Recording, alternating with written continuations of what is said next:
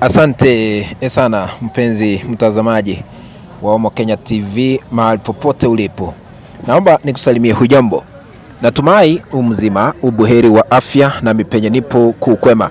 Karibu katika uchanganuzi wa siasa ili nikueleze vile matukio yanaendelea kushuhudiwa katika taifa lile la Tanzania. Kuna habari mbaya kuhusu Tundu Lissu ambaye ni mwenyekiti wa chama cha Chadema nchini Tanzania.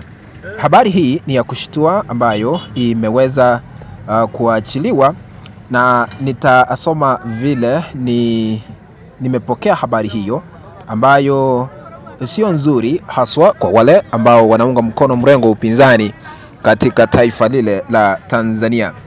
Ikumbuke kwamba Tundu Lissu yuko kwa gereza kwa zaidi ya siku 250 sasa.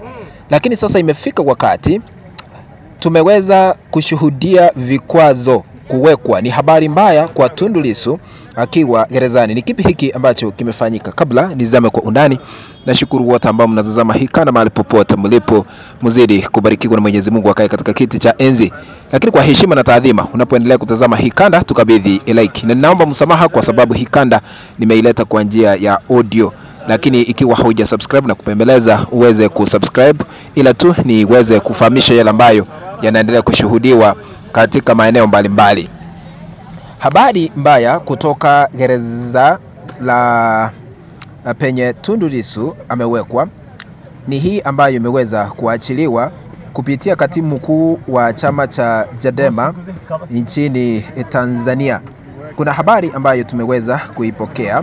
Katibu mkuu wa chama cha Chadema ambaye anaitwa John Mnyika amesema kuwa leo siku ya Jumapili tarehe 30 Novemba mwaka huu 2025, askari wa magereza wamemzuia viongozi wa chama hicho kuingia gerezani ama kwa gereza hilo la Ukonga kwa ajili ya kumuona mwenyekiti wa chama hicho cha Chadema nchini Tanzania Tundu Lissu.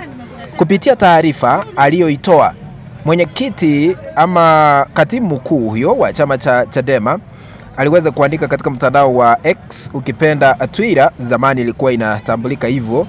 Mnyika ameeleza kuwa askari hao walisema wana maelekezo rasmi kwamba Lissu hatakiwi kuonana na viongozi ama kiongozi yeyote wa chama cha Chadema. Kumaanisha kufikia sasa kuna masharti magumu ambayo yamewekwa kuhakikisha ya kwamba hamna uhuru wa kuwasiliana na Tundu Lissu ambaye yuko gerezani.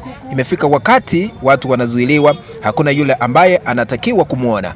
Na haya yote yanaendelea kushuhudiwa wakati tunaendelea kuwa na mchakato ambao ni wa kuibua maswali mengi haswa katika taifa lile la Tanzania. Aidha, Mnyika ameongeza kuwa chama kitatoa taarifa rasmi kwa umma kuhusu hatua zitakazochukuliwa kufuatia maamuzi hayo ambayo yameendelea kuonekana katika taifa la Tanzania licha ya sheria kufuatwa.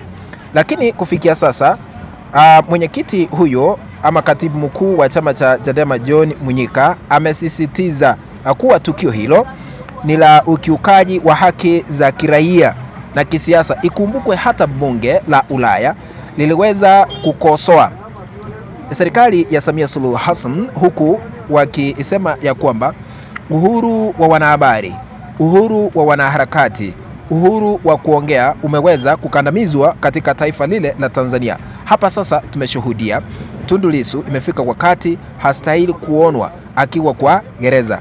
Hiki ni nini ama jambo hili linaleta maswali mengi ambayo hayana majibu. Tukio hili limeibua maswali kuhusu uhuru wa mawasiliano ya kisiasa na haki za viongozi wa vyama kuonana na wenzao walioko mahabusu au gerezani. Kwa hivyo jambo hili ni kinyume na sheria. Jambo hili ni kinyume ambalo linaonyesha ukiukaji mkubwa haswa wa kisiasa katika taifa la Tanzania. Ikumbuke kwamba Tundu Lissu ameweza kuzuiliwa zaidi ya siku 250, kumaanisha ya kwamba penye imefika kuna vikwazo vikali vinaendelea kuwekwa haswa kwa mrengo wa upinzani. Ikumbukwe taifa la Tanzania nalo limeweza kuwekewa vikwazo kutoka mataifa mengine kwamba hawawezi kufaidika na misaada ambayo wamekuwa wakipokea kwa muda mrefu kupitia uchafuzi ambao uliweza kuonekana katika taifa la Tanzania wakati na baada ya uchaguzi unaodaiwa kufanyika tarehe 29 mwezi jana katika taifa lile la Tanzania. Lakini hii ni habari mbaya. Sasa na bunge la Ulaya liliweza kuagiza Tundu Lissu aachiliwe bila masharti yoyote na ashughulikiwe, apate huduma za kiafya, ashughulikiwe, aonane na familia yake ana kwa ana. Lakini sasa vile hali inaendelea kubadilika, ni ishara tosha kwamba serikali ya Samia Suluhu Hassan haiwezi kusikiza na kufuatilia yale ambayo yanatolewa na mataifa mbalimbali, taifa la Marekani, Ulaya ama Umoja wa Afrika, bunge lile la Ulaya. Wanaendelea kukiuka. Hata vile waliweza kuomba msamaha waweze kusamehewa ili waendelee kupata ufadhili. Watasamehewa kweli? Kwa sababu wamekataa kufuata masharti, wamekataa kusikiza yale ambayo yanastahili ama mabadiliko yale ambayo yanastahili kufanyika katika taifa lile la Tanzania. Kwa hivyo ni habari mbaya ambayo ni ya kushtua pakubwa, haswa wale ambao ni wafuasi wa chama cha Chadema, mrengo upinzani katika taifa lile la Tanzania. Kumbuka kwamba barua iliweza kuandikwa kuelekea mahakama ya jinai ya uhalifu ICC ifike katika taifa lile la Tanzania iweze kufanya uchunguzi wa kina ili kujua idadi ya watu ambao walikufa, nani aliwaua, kwa nini walikuwa wanauliwa, walizikwa wapi, kwa sababu kuna baadhi ya familia ambazo bado hazijapata wenzao hadi kufikia sasa. Lakini kituo cha CNN kiliweza kuonyesha kwamba kuna baadhi ya wale ambao waliweza kuangamia wakazikwa katika makaburi ya halaiki, na kufikia sasa uchunguzi unaenda kuanzishwa licha ya Samia Suluhu Hassan kuanzisha tume huru ya kufanya uchunguzi. Hakuna yule ambaye anaiamini, kwa sababu inaonekana ya kwamba hakuna vile italeta majibu ambayo yanastahili. Ndio maana bunge la Ulaya likaagiza uchunguzi uweze kufanyika. Marekani kupitia Seneti nayo iliweza kuagiza uchunguzi wa kina uweze kubainika, na wale ambao ni wahusika, wale ambao wanadaiwa kuhusika kwa mauaji nchini Tanzania baada ya uchaguzi, lazima watakiona, lazima watachukuliwa hatua kali za kisheria. Kufikia hapo, mpenzi mtazamaji, sina lingine la kuongeza ila tu kutamatisha hii kanda, lakini tutakutana hapo baadaye nilete kanda ingine. Lakini ikiwa hauja subscribe, I'm requesting you to consider subscribing by smashing the subscribe button this down here. Once you are done, remember to turn on the notification bell so that the moment we upload any video clip, you will be notified automatically that Tomo Kenya TV has uploaded the video clip to watch.